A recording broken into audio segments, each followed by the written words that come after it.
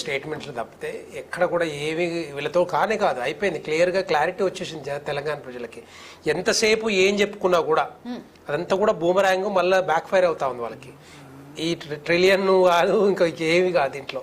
ఎందుకంటే వీళ్ళే చెప్పారు అంతకుముందు ఇంతకుముందు మధుసూదన్ గారు చెప్పినట్టుగా, కేసీఆర్ గారు ఎంతసేపు ఉన్నా కూడా 10 సంవత్సరాల కాలంలో తెలంగాణని బంగారు తెలంగాణ చేస్తామని ఎన్ని సభల్లో ఎన్ని మాటలు మాట్లాడారు. ఎక్కడన్నా బంగారు తెలంగాణ అయిందా? పోనీ అది పక్కన పెట్టాం, వదిలేద్దాం దాన్ని. ఇప్పుడు తెలంగాణ అవ్వడం అంటే మీ దృష్టిలో అందరూ బంగారం పరచాలనా? బంగారం తెలంగాణ కాదు, నేను చెప్పేది మూడే అంశాలు. కాస్త ఒక్క మాట అన్న సార్, ఇంత ఘనంగా మాట్లాడుతున్నారు కాంగ్రెస్ గురించి. మళ్ళీ ఇంతమంది ఎంపీలు ఉన్నారు, ఇంతమంది రాజకీయ ప్రకాండులు బీజేపీలు ఉన్నారు. తెలంగాణ బడ్జెట్ ఇట్లా విరుచకపోతే కేంద్రం నుంచి అస్సలు పట్టించుకొని అస్సలు మాట్లాడరు. వీళ్ళు మళ్ళీ స్టేట్ ప్రభుత్వం తిడుతూ ఉంటారు. చిన్న టాపిక్ నేను మాట్లాడు. ఇప్పుడు బంగారు తెలంగాణ అంటే ఏంటి? 3 అంశాలు ముఖ్యంగా చెప్పాలంటే. తెలంగాణ రాష్ట్రం తెచ్చుకుంది దానికోసమే. నీళ్లు, నిధులు, ఉద్యోగాలు. ఎక్కడైనా అయినాయా? కాకపోతేనే కదా బీఆర్ఎస్ పార్టీని ఓడించింది ఈరోజు. సో ఇప్పుడు కాంగ్రెస్ ప్రభుత్వం కూడా రైజింగ్ తెలంగాణ ఒక బ్రాండ్ని తెచ్చుకుంది తప్పితే దాంట్లో జరిగేది ఏమీ లేదు, డెవలప్మెంట్ కూడా జరిగేది ఏమీ లేదు. నేనేమంటున్నా అంటే, ఎందుకు ఇప్పుడు తెలంగాణ రాష్ట్రంలో గత 10 సంవత్సరాల కాలంలో భారతీయ జనతా పార్టీ కేంద్ర ప్రభుత్వం 10 లక్షల కోట్లు ఖర్చు నేను చెప్తున్నా. అంటే అంతకుముందు ఇచ్చింది డెఫినెట్ గా. ఎస్, కేసీఆర్ ప్రభుత్వం నడిపినప్పుడు వాళ్ళకి తెలుసు, వాళ్ళకి ఎక్కడెక్కడ ఇచ్చారు ఏంటనేది మొత్తం తెలుసు.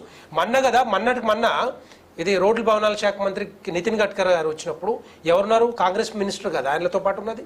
ఎన్ని డెవలప్మెంటల్ యాక్టివిటీలు జరిగినాయి? 5,600 కోట్ల రూపాయలతోటి ఈ ప్రాజెక్ట్ స్టార్ట్ చేశారు మొన్న రోడ్లు.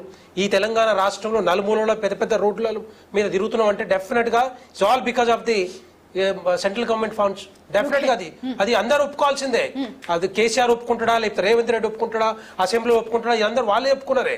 సో నేనేమంటున్నా అంటే, తెలంగాణ రాష్ట్రంలో డెవలప్మెంట్ కి సంబంధించింది మొత్తం రైల్వేస్ కానీ, రోడ్వేస్ కానీ, ఎయిర్వేస్ కానీ అన్నిట్లలో ఈ ప్రభుత్వం ఏదైతే నిధులు వచ్చాయో కేంద్ర ప్రభుత్వ నిధులతోటే బాగుపడతా ఉంది. ఇప్పటికి కూడా ఆ సపోర్ట్ లేకుండా ఈ తెలంగాణ రాష్ట్రం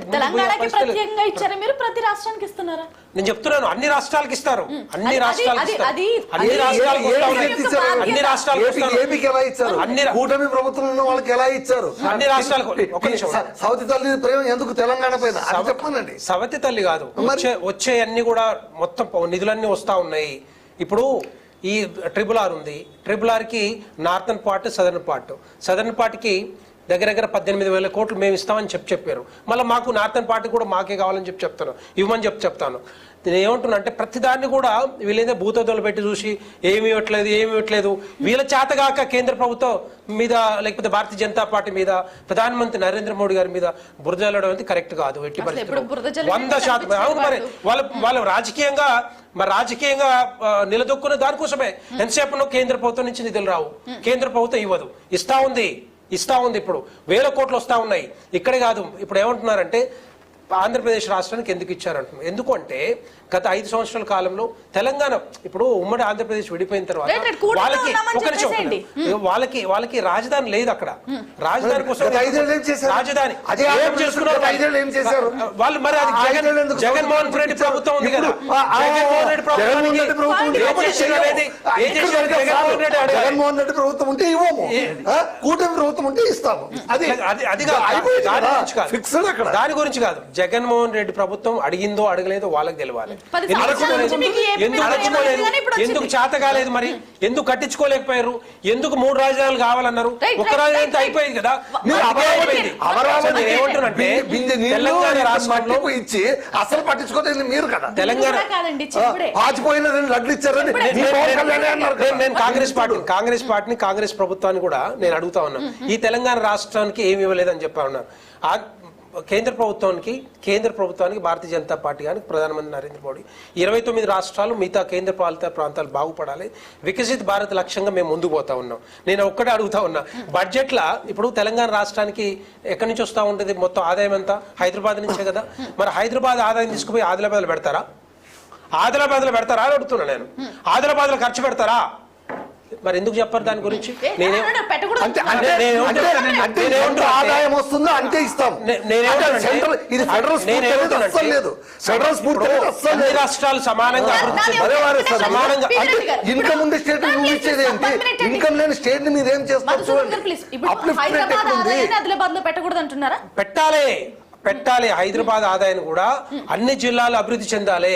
హైదరాబాద్ లోనే డెవలప్ చేయరు కదా, డెవలప్మెంట్ ఉండదు కదా. నేను ఏంటంటే అన్ని జిల్లాలు కూడా అభివృద్ధి చెందితేనే తెలంగాణ రాష్ట్రం అభివృద్ధి చెందినట్టు, అట్లాగే కేంద్ర ప్రభుత్వ నిధులు కూడా అన్ని రాష్ట్రాలు అభివృద్ధి చెందితేనే. ట్యాక్స్ రిటర్న్ మాకు ఇస్తున్నారా లేదా అని అడుగుతామని ఆయన సమర్థవంతంగా ముందే ఆదిలాబాద్ నేను చెప్తున్నాను. అది కాదు అంటే నేను ఏమంటున్నా అంటే వీళ్ళు రావట్లేవు కాబట్టి డెఫినెట్ గా వస్తున్నాయి. వచ్చేటప్పుడు వస్తాయి. ఇప్పుడు రావాలి. ఇప్పుడు నేను ఏమంటున్నా అంటే మూసే ప్రక్షాళన కావాలి. మేము ఇస్తున్న దాంట్లో మాకు ఎంత ఇస్తున్నారు అనేది వాళ్ళ ప్రశ్న. వీళ్ళు కాంగ్రెస్ ప్రభుత్వం 58 సంవత్సరాలు 58 సంవత్సరాల పరిపాలన ఉంది. మన 2004 నుంచి 14 వరకు ఉంది. వాళ్ళు 25 పైసలు ఇస్తే మేము 43 పైసలు ఇస్తా ఉన్నాం. మరి ఇప్పుడు పెరిగిందా లేదా, ఇస్తున్నావా లేదా? 43 వాళ్ళు 25 పైసలు ఇచ్చేవాళ్ళు. మరి వాళ్ళు ఎక్కడ ఖర్చు పెట్టారు అప్పట్లో? ఈ తెలంగాణ రాష్ట్రం కనపడలేదా? ఆంధ్రప్రదేశ్ రాష్ట్రం కనపడలేదా? అప్పుడు మరి ఇప్పుడు ఎందుకు అప్పుడు సోయలేదా వాళ్ళకి? సరే చెప్పండి, బ్రీఫ్ గా చెప్పండి. బీబీ రెడ్డి గారు చెప్పుకుంటూ సరే హైదరాబాద్ వచ్చిన ఇన్కమ్ ను ఆదిలాబాద్ పెట్టొద్దా ఇవన్నీ అంటే పర్ క్యాపిటల్ ఇన్కమ్ అనేది మనం ఎట్లయితే అప్పుని ఏ విధంగా పంచుతామో ఆదాయాన్ని కూడా ఏ ప్రభుత్వాలైనా పర్ క్యాపిటల్ పంచాలి. ఇది మ్యాండేటరీ, దాంట్లో ఎవరికి లేదు. అయితే మరి ఆ లెక్క ప్రకారం జరుగుతుందా? ఇప్పుడు నాట్ ఓన్లీ తెలంగాణ కావచ్చు, ఆంధ్రప్రదేశ్ కావచ్చు, కర్ణాటక కావచ్చు, తమిళనాడు కావచ్చు, ఇంక్లూడింగ్ మహారాష్ట్ర కూడా సదరన మిడిలా అన్నది పక్కన పెడితే ఈ 5-6 రాష్ట్రాల నుంచి వస్తున్నటువంటి ఇన్కమ్ ఎంత, టోటల్ అదర్ కంట్రీ నుంచి వస్తున్న ఇన్కమ్ ఎంత లెక్కేయండి. దాని లెక్క ప్రకారం మీరు తీసిస్తుండ్రా? కాంగ్రెస్ ప్రభుత్వం ఏమి ఇచ్చింది మరి అప్పుడు?